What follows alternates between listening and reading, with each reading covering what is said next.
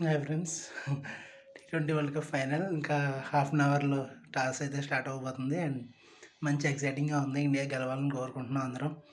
And నాకు తెలిసిన ఒక సీనియర్ క్రికెట్ ఫ్యాన్ ఉన్నారనమాట, మనోహర్ గారని. ఆయన ఒక విషయం నాకు ఇప్పుడే చెప్పడం జరిగింది.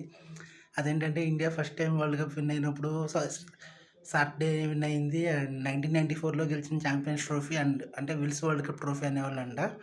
అది కూడా 94లో విన్ అవ్వడం సాటర్డే జరిగింది. అండ్